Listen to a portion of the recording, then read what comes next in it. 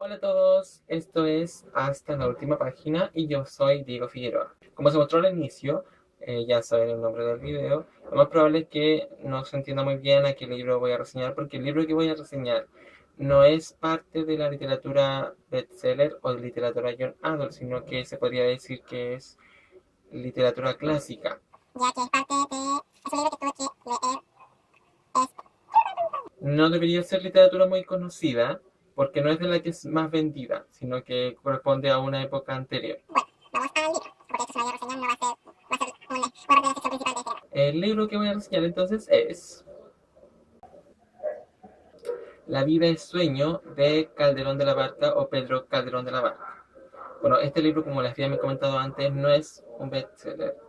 Es un libro que corresponde es una obra de teatro que corresponde al siglo de oro español.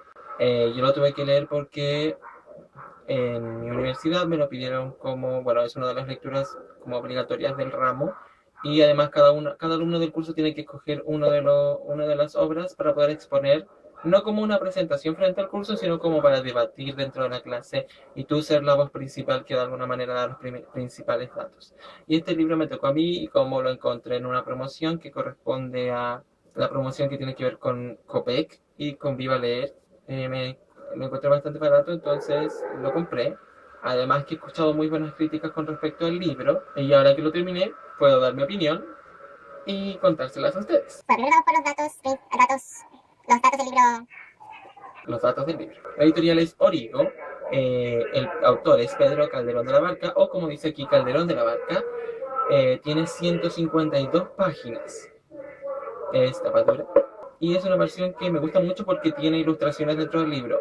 A pesar de que, claro, uno ya no lee libros ilustrados porque ya no somos niños, por decirlo así. Pero el libro bastante, no tiene muchas ilustraciones, pero es como un plus. Además que la letra es bastante grande. Por ejemplo, ahí tiene una ilustración. Son pocas, se podrían decir que las ilustraciones que tiene el libro, contando las de la portada, son contadas con los dedos. Pero es bastante entretenido. Bueno, ¿de qué trata el libro? El libro nos cuenta sobre Segismundo, que es un príncipe, hijo del rey Basilio de Polonia, el cual hace muy poco ascendió al trono porque murió otro rey.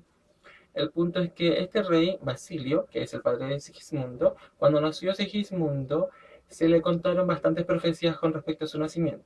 La más Sí, la mayoría, por no decir todas, son negativas. Por lo tanto, Basilio está preocupado por esto y no decide, lo que decide él, no decide, lo que decide es encerrar a su hijo en una torre desde siempre. Por lo tanto, ahí empieza el libro y nos cuenta, o sea, empieza con Segismundo como personaje principal dentro de una torre como un prisionero.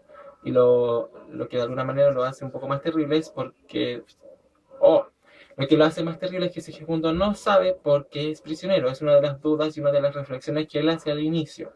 Es una de las que yo marqué con los post. Porque de alguna manera él no entiende por qué es prisionero, qué hizo, y las personas que están como a su cuidado, que uno de los personajes como secundarios casi principales, que le dice que algo habrá hecho para recibir este castigo, y él no entiende por qué. El punto es que al rey se le ocurre una idea, que es de alguna manera para probar una teoría como propia de él, si, si las profecías son ciertas o no con respecto a ese mundo. Así que él lo adormece y lo pasa al mundo como un rey, lo hace príncipe. No es que lo haga, sino que él siempre fue, pero de alguna manera lo traslada sin que él se dé cuenta durmiendo, y cuando despierta nuevamente es un príncipe.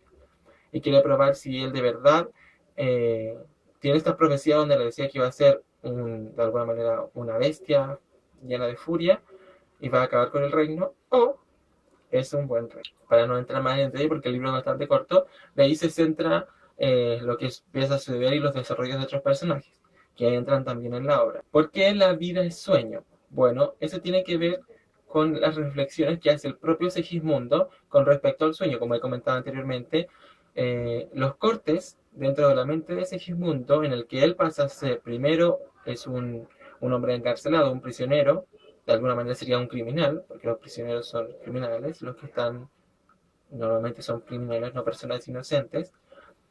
Luego pasa a ser un príncipe y no entiende nada.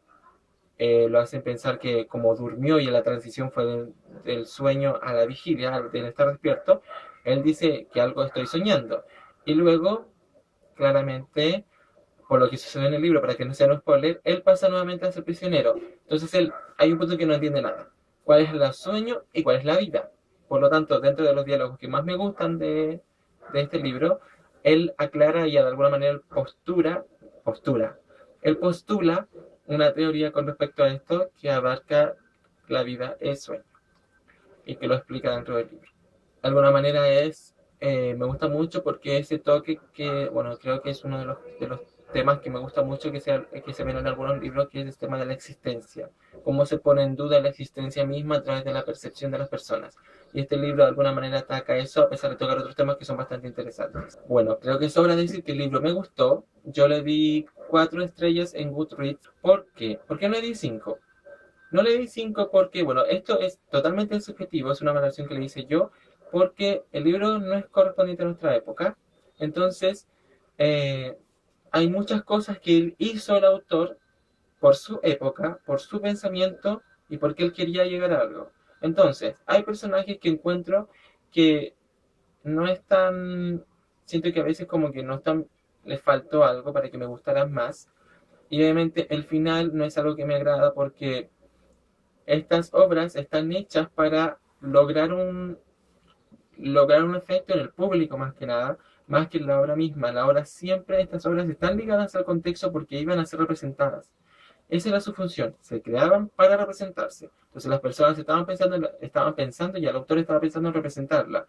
No es como ahora que la gente, una persona, escribe un libro y normalmente puede o no que sea representada en una película, pero no está pensando en eso, creo yo. Creo yo que se centran en lo que va en el libro. Entonces, de alguna manera, se centran en conducir, de alguna manera, aclarar todos los puntos y que los personajes tengan dinamismo y se conecten con la trama en general. Aquí, en realidad, tienen mucho más y al final los personajes se pueden anclar a la época misma y a lo que se está viviendo en el momento. Entonces, obviamente, hay cosas que me gustaron porque representa y porque uno piensa que la época igual es como algo un poco rompedero de esquemas con respecto a lo que se está viviendo en la época, pero otros personajes encuentro que no, al final encuentro que no era lo que yo quería, porque igual como que es inconsecuente o por qué si hay personajes que hicieron tal cosa deberían recibir tal consecuencia. Entonces creo que eso es lo que le quitó la quinta estrella. Pero me gustó mucho el texto, el libro, me gustan mucho los personajes, creo que me gusta más así como en prioridad, Rosaura más que Sigismundo, por lo que representa dentro del texto. A pesar de ser una mujer, y en estos textos las mujeres, bueno, sí tienen, pero en la época en sí, en las obras se enaltecía a la mujer, pero la mujer siempre estaba por debajo del hombre, dentro de la conciencia machista del tiempo. Pero en sí la mujer aquí representa mucho más y de alguna manera ella se dualiza y muestra más facetas de lo que debería ser. Segimundo me gusta por el hecho de todo, de alguna manera, los traumas que se le ponen en su cabeza debido a lo que sucede. Pero son dos personajes que me gustan mucho. No sé a quién debería recomendar este libro.